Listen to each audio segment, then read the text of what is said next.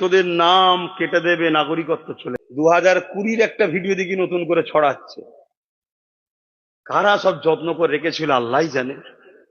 2020-র একটা ভিডিও ছাড়ছে, সেখানেও বলেছি 20, আজকে 26, 6 বছর আগে, যে একটা দিন আসছে তোদের নাম কেটে দেবে, নাগরিকত্ব চলে যাবে। কঠিন মুসিবত আসছে, আরে বলে দিয়ে যায় সে রেখে দে, তোদেরকে নাগরিক থেকে দাসী বানাবা। এই চক্রান্ত ভারতের প্রধানমন্ত্রী করতে লেগেছে। তোদেরকে বন্দি করে নিয়ে ক্যাম্পে নিয়ে যাবে, ডিটেনশন ক্যাম্প। ওই ক্যাম্প মানে জেলখানা, সেখানে তোদেরকে কয়েদি করে রাখবে। আবার 2022-ও বলেছিলাম ভোটার লাইনে দাঁড়িয়ে দেখবি নাম নেই। আপনি যখন ভোটের লাইনে যাবে দেখবেন আপনার নাম তালিকাতে নাই। কে আপনি? আমি ফুরফুরাবি। কে আপনি? আমি দেওবন্দি। কে আপনি? আমি অমুক দরবার। কে আপনি? আমি অমুক দরবার। কোন দরবার চলবে না। মুসলমান হওয়ার জন্য আপনাকে ক্যাম্পে নিয়ে যাওয়া হবে, ওখানে তিলে তিলে আস্তে আস্তে আপনাকে হত্যা করা হবে। এই বলে দিয়ে যায়, যে যার হুজুর নিয়ে থাকো, যে যার বক্তা আমির সাহেবকে নিয়ে থাকো, যে যার পীর সাহেব ছেলে থাকো, তুমি আমার পীরকে দলাদলি করতে যেও না, তুমি আমার পীরকে আঘাত দিয়ে যেও না। আমি তোমার বিষয়ে বলিনি, বলবো না, কিন্তু মনে রেখে দিও, এখন আমাদেরকে ঐক্যবদ্ধ হয়ে এই কওমটাকে বাঁচাতে হবে। আজকে এটা আমার মসজিদ, ও বলছে আমার মসজিদ। এমন একটা দিন আসছে মসজিদ বলে কিছু রাখবে না, কেননা ভারত থেকে ইসলামকে মুছার প্ল্যান চলতে গেছে।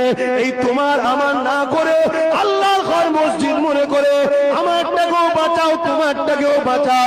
আসো দুজনে এক হয়ে এই সত্য সভ্যতা নাই পরে ইসলামের ঝান্ডাকে উঁচু করে ধরি। আমার ভয় হচ্ছে ওইটাই হবে। তাহলে কি করে রুখবে? বলো বলো বলো বলো।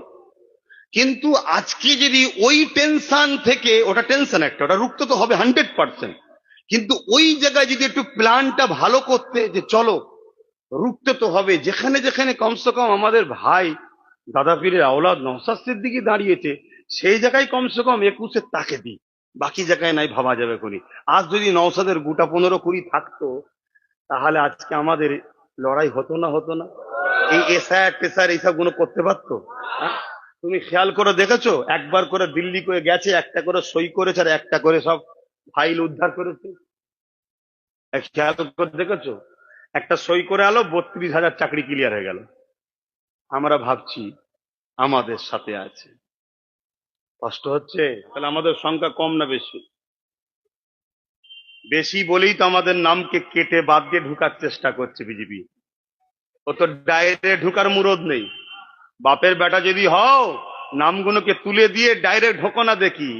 নির্বাচন কমিশনার লাগিয়ে, পুলিশ লাগিয়ে, এটা লাগিয়ে, ওটা লাগিয়ে, ইভিএম হ্যাক করে নিয়ে পালিয়ে কত কি করছে তো নাকি।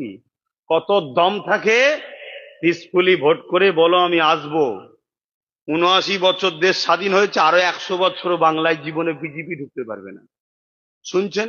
কিন্তু ওরা প্ল্যান করছে কি, আমরা নাম কেটে বাদ দেবো।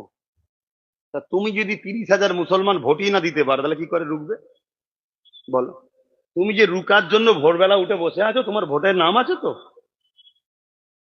বলবেন তো। তুমি যে এত চিল্লাচ্ছ কাটাকুটি কাটাকুটি কাটাকুটি কাটাকুটি, তোমাকে তো এমনি কেটে বাদ দিয়ে দিয়েছে, শুনছেন? এই যে এই কম্পিউটারে মারলে যে লিস্ট দেখছেন, ও লিস্ট আসল নয়। একদিন আগে বিএলওর কাছে আসবে, ওতে দেখা যাবে হয়তো আব্বাস সিদ্দিকুরও নাম নেই। তাহলে কি হবে? তাহলে আমি কি করবো এবারে? কথা কিছু মাথায় ঢুকছে?